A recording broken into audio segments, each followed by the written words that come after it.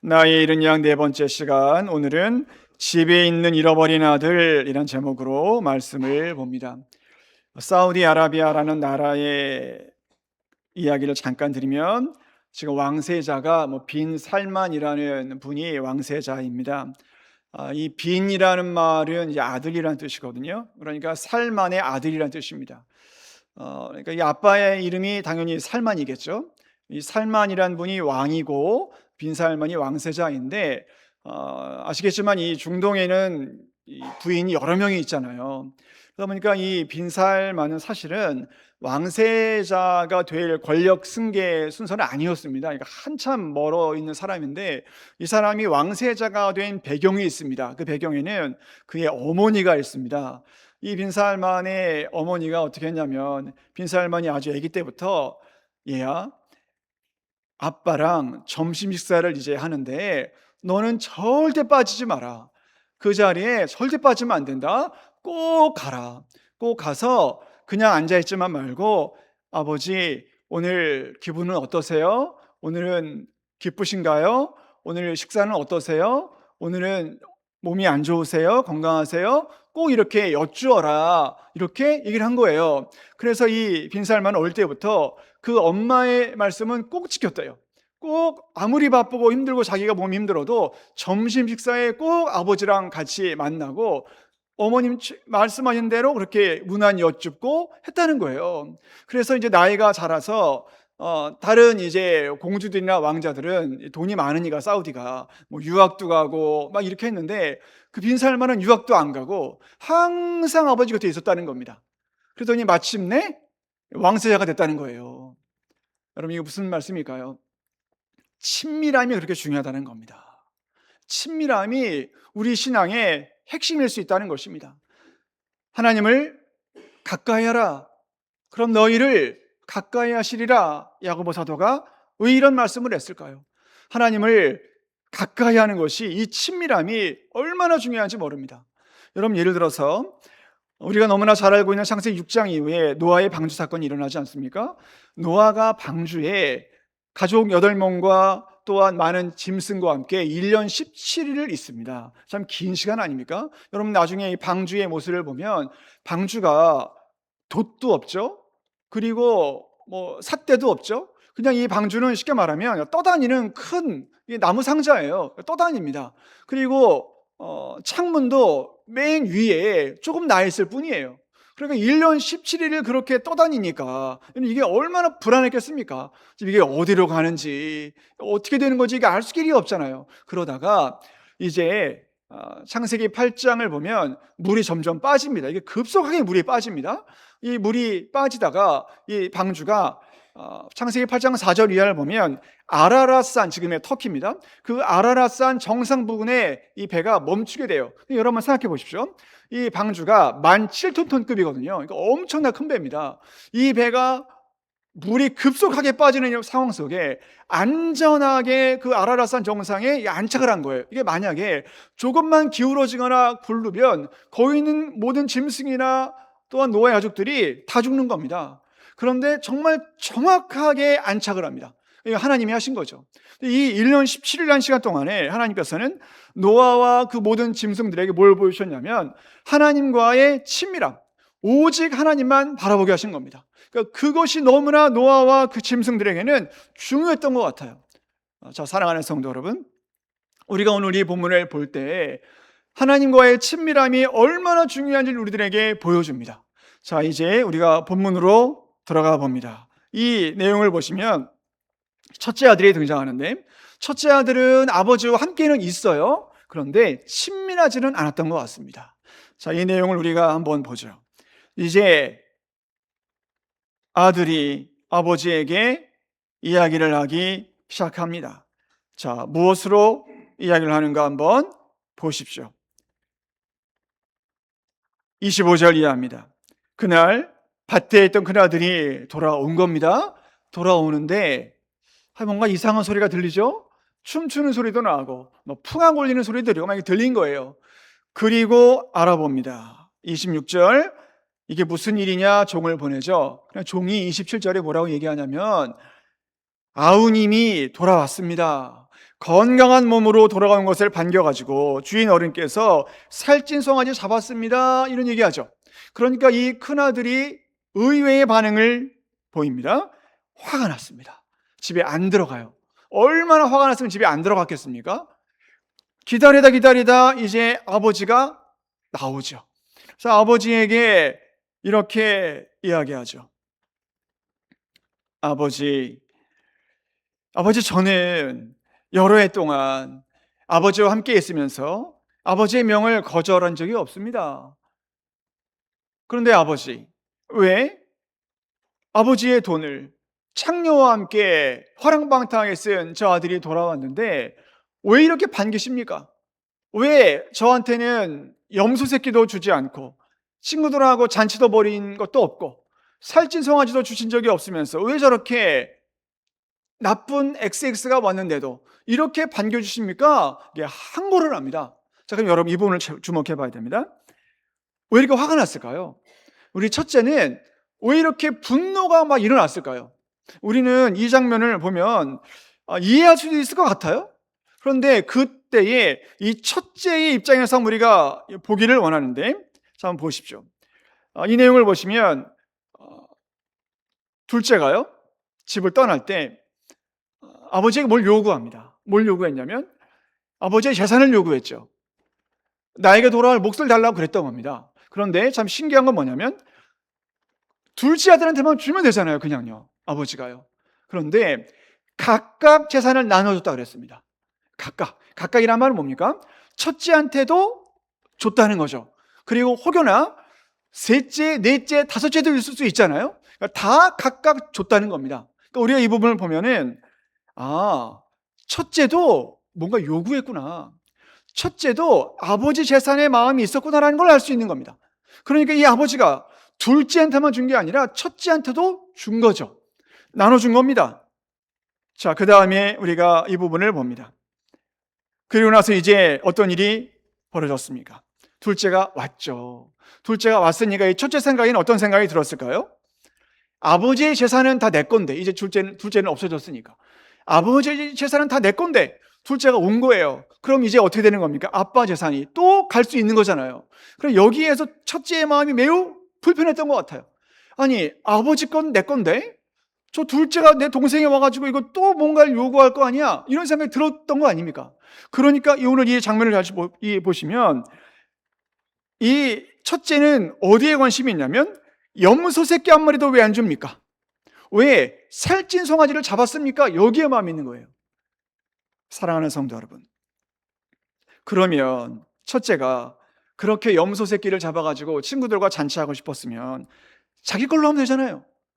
자기 거 잡아가지고 잔치하면 되는 거 아닙니까? 그럼 되는데 그건 안 하고 아버지 거에만 뭔가 마음이 있었던 것 같아요. 그러니까 아버지 거를 뺏어가는 거에만 마음이 있었던 것 같고, 그러니까 둘째가 오니까 그게 마음이 불편했던 거죠. 그래서 오늘 그 마음을 이제 아버지가 안 거죠. 31절 32절 잘 보십시오. 얘야, 너는 항상 나와 함께 있지 않느냐. 그 다음에 중요한데, 내가 가진 모든 것은, 지금 아버지가 안 거죠. 첫째의 마음을 다 너의 것이 아니냐. 그런데 너의 동생은 죽었다가 다시 살아왔으니 잃었던 사람을 되찾은 거다. 그러니까 이 기쁜 날을 어떻게 즐기지 않겠니? 얘기한 겁니다.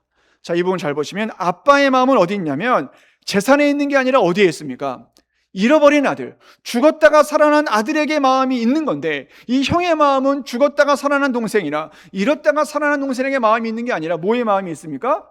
재산, 돈, 거기에 마음이 있는 겁니다. 여러분, 우리가 이 구절을 잘 보시면 지금 우리가 읽고 있는 누가복음 15장의 이 내용은 바리새인들과 서기관들에게 얘기하고 있다는 걸 늘 주목해야 됩니다. 바리새인들은 돈을 좋아했던 사람이죠. 서기관들도 마찬가지였죠. 사실 돈 때문에 예수님 죽인 거 아닙니까? 이 돈을 좋아하는 사람들에게 지금 이 말씀을 한 겁니다. 여러분, 그런데 이 아버지는 돈이 아니라 뭐에 관심이 있냐면 영혼에게 마음이 있었던 거죠. 이제 죽었다가 살아났고 잃었다가 살아난, 다시 얻은 내 아들에게 마음이 있었던 겁니다. 그래서 아버지는 기뻐하는 겁니다. 이 기뻐하다는 말이 뭐냐면 친밀하다. 그렇게 기뻐할 수 있는 이유는 아버지가 둘째 아들과 또한 다른 모든 아들들에게 친밀함을 갖고 있었던 겁니다. 그러니까 기뻐할 수 있었던 것입니다. 자, 사랑하는 성도 여러분, 이 기쁨이, 이 친밀함이 우리 신앙의 핵심입니다. 예수님이 이 땅 가운데 오셔서 많은 일을 했는데 그 중에 대표적인 것이 맹인 치유하고 안진병이 고치고 귀신 내쫓고 못 보는 자 보게 하고 이런 치유의 사역 아닙니까? 저는 그런데 이 치유의 사역을 했을 때 어떤 마음이 들었을까요? 우리가 한번 상상을 해보는 겁니다. 만약에 여러분이 예수님께 가서 치유받았어요. 그러면 어떤 마음이 들 것 같아요? 첫 번째로 아유, 예수님 능력 대단하네, 예수님 능력 놀랍네, 이건 좀 대단한 것 같아, 이런 생각을 하면 안 되죠. 물론 그런 생각도 들지만 첫 번째 드는 생각은 뭡니까? 기쁨 아닙니까? 기쁨? 내 눈이 이제 띄어졌네, 내가 이제 일어났네, 내가 이제 회복됐네, 내 아들과 딸이 귀신에게서 해방됐네, 이런 기쁨이 막 올 거 아니에요.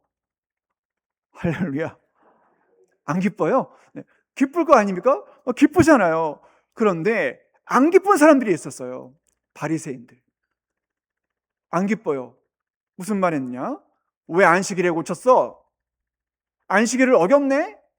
그 사람들 기쁘지 않아요. 하나도 안 기뻐요. 그 치유가, 그 회복이, 십자가 죽음이 안 기뻐요. 하나도 기쁘지 않아요. 그들에게는 주님을 향한 친밀함이 전혀 없는 겁니다. 그냥 있는 거예요. 여러분, 오늘 이 본문을 한번 잘 보십시오. 지금 이 아들이 아버지와 함께 있는데요, 기쁘질 않아요. 아버지가 안 기뻐요. 왜 나한테는 염소 새끼 안 주지? 왜 나한테는 살찐 송아지 안 주지? 왜 둘째 아들을 저렇게 사랑하지? 기쁘질 않은 거예요. 어떤 신학자가 이 말씀을 연구하면서 성경에 나오는 모든 인물 중에 가장 무서운 사람이 첫째 아들이래요. 저는 그 말씀에 공감합니다. 왜 그럴까요?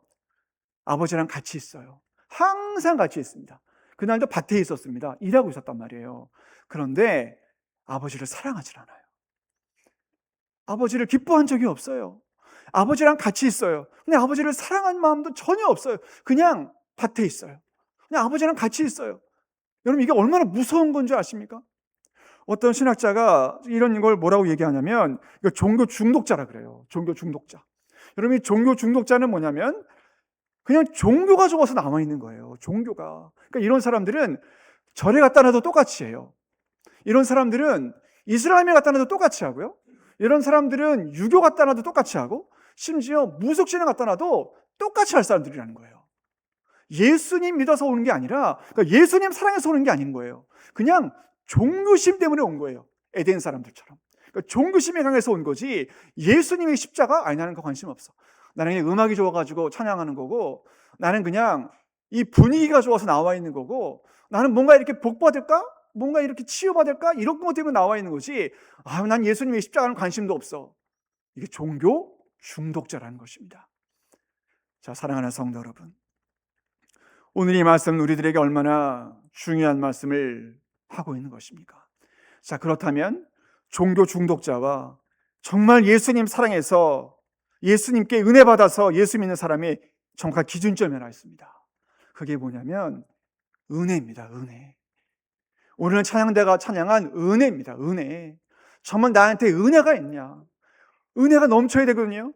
은혜가 있어야 되는 거예요. 은혜가 있는 사람은 십자가를 사랑해서 온 거예요. 근데 은혜가 없는 사람들은 종교심 때문에 온 거라는 말이에요.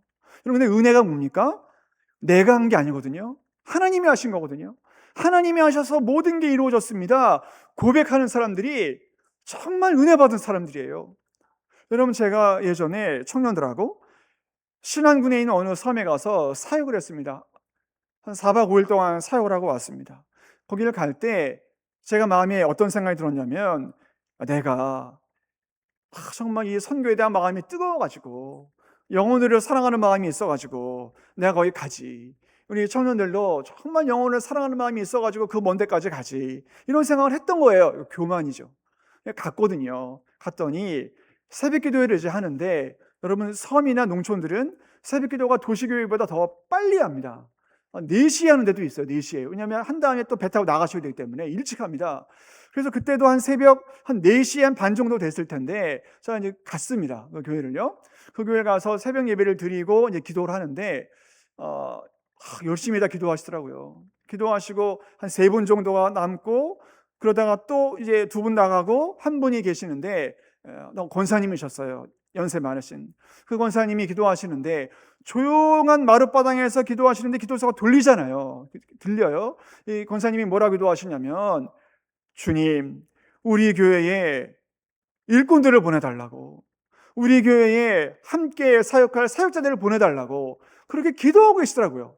저는 우리 청년들이 뭔가 성령의 뜨거운 마음이 있어가지고 간 줄 알았더니, 그러니까 우리 때문에 간 줄 알았더니 그게 아니라 그 권사님이 기도하고 있었다는 거예요. 그 부분을 놓고 제가 거기에서 완전히 무너졌어요.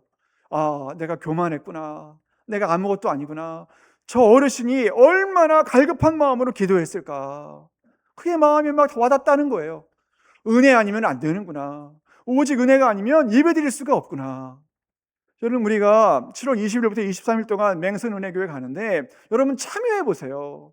여러분, 국내 선교도 진짜 중요한 것 같아요. 해외도 중요하지만 국내 선교에서 주는 은혜가 너무 커요. 거기 가면 정말 하나님 앞에 기도하는 사람들 많이 만날 수 있을 거예요.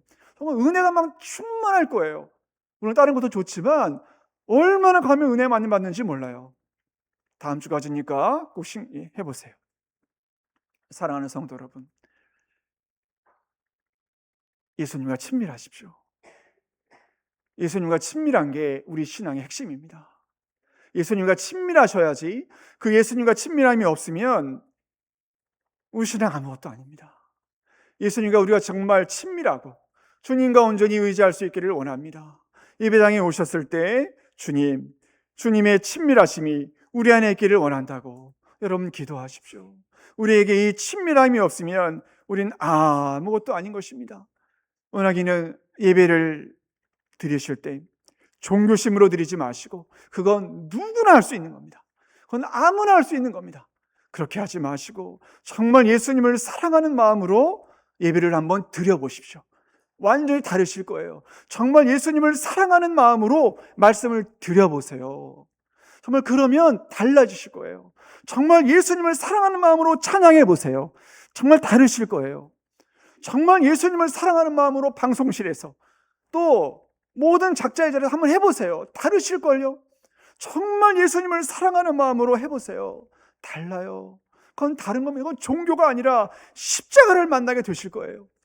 원하기는 오늘의 말씀 꼭 기억하시고 예수님을 사랑하시고 교회를 사랑하시고 십자가를 사랑하시는 우리 모두가 될 수 있기를 주의 이름으로 간절히 축원합니다. 아멘. 같이 한번 이 시간에 우리 기도할 수 있기를 원합니다. 주님과 친밀하기를 원합니다. 주님, 우리가 십자가